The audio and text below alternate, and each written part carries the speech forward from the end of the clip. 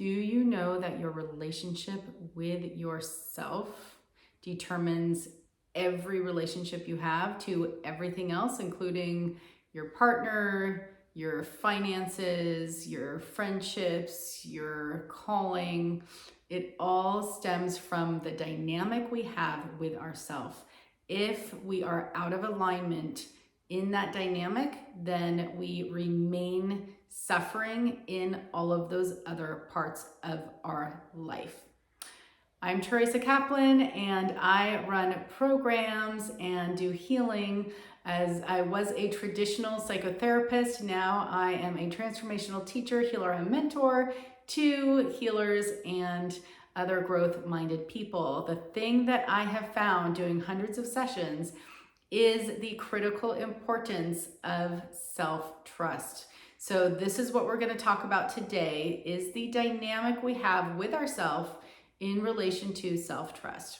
Okay, so there are many things that contribute to this dynamic, but I'm just going to quickly talk about the three main dynamics we have that actually erode our self-trust, keep us from feeling okay with ourselves in our relationship, and thus okay with our relationship with everything else. Okay, so the first thing is alignment. Now, I know we use that word a lot, but what is alignment in this case in relation to self-trust?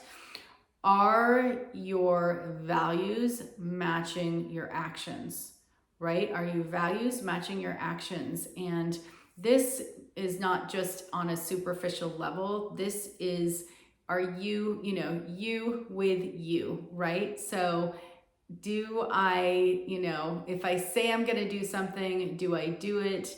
How much do I break promises with myself? How much do I, am I truthful with my expectations of myself? With, am I living my values, right? It's just, am I living my values? And we don't have to be perfect. This is not at all about perfection. This is just about honoring myself, knowing that I am in integrity in myself, because that's all that matters. You can, please other people, you can do all that, but in the end of the day, are we sacrificing ourselves? Are we, living the way that we want to be for ourselves, taking care of ourselves? It's about that self-alignment. It is critical. Okay, so the second thing, it's like, are we doing what we want to be doing? Like what we know we want to be doing, what we feel we want to be doing, is that what's happening? So it's very simple. The second thing is in relation to you and your dynamic with your denial. So I wanted to talk about this because this is usually in the subconscious. This is why it's hard to shift, but it's really important to know how much it sabotages your trust with yourself. So the question is, do you run from the truth in yourself, in what's going on internally, in what's true in your relationships, in what's true in your past? It's really about being in the truth with yourself rather than running away from it. And that could be the truth in each moment. What am I feeling right now? What am I, what am I avoiding right now? Or it could be the truth in a larger picture, in your life, like I said, in your past. But what am I avoiding looking at? What am I avoiding seeing? What am I avoiding dealing with? What am I even not letting myself know, right? Because that's the biggest form of denial. I don't even let myself know these feelings or this situation or this truth. And that's going to be, when we have that disconnect and we're running from ourselves, it really impacts our self-trust, because we're like, well, I can't trust myself because a part of me isn't here, right? And it's, we're kind of abandoned from ourself when we are avoiding ourself. There is a disconnect. And even though we're not conscious of this and we're just going about in that survival mode, part of us always knows everything. So part of us knows, hey, I can't trust myself because I'm not dealing with the truth in an honest way. So again, it goes back to that integrity, but in this case, it's around that trust and that lack of avoidance. It's like when we face the truth, even when it's super painful, we feel so much better because we are here with ourselves. I promise you, we feel better, okay? So that's number 2. Number 3 is gonna sound really basic and simple, but it's am I kind to myself? Are you kind to yourself? And this is not, these days we can get confused about this. So this is not the superficial level of kindness. This is not like, oh, am I gonna go treat myself to something? Am I gonna, it's not an artificial kindness. This is deep-seated level compassion, self-compassion. So when I'm struggling, when I'm not perfect, when I'm having a hard time, when I feel like I'm failing, how are we reacting and responding to that? Are we beating ourselves up? Are we giving ourselves a hard time? Or are we actually holding ourselves with larger compassion, understanding, and not making things worse? So if we're in a dynamic with ourselves where we're struggling and then we react to that by telling ourselves how bad we are, what losers we are, whatever's going on, we actually erode we not only feel worse, but we erode the relational dynamic we have with ourselves.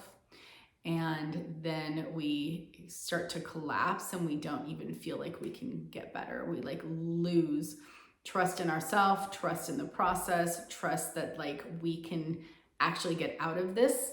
And so that experience is really has a really profound impact on all of our, kind of progress. I'll say all of our whether we end up staying stuck or whether we get to feel better and move forward. So the tip and trick around that is really basic. Anytime that you hear yourself having a reaction to a hard state that you're in, and it's a negative reaction, you are going to pay attention to that. You are going to decide to work on this, and as best you can to give yourself some understanding, some compassion.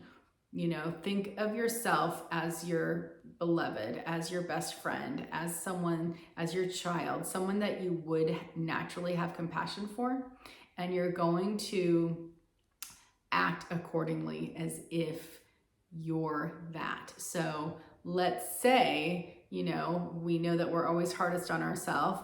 So let's say you're struggling. Instead of saying that, this is your fault and you're just doing all these wrong things, you just give yourself, an energetic hug and remind yourself that, hey, I'm really sorry that you're struggling.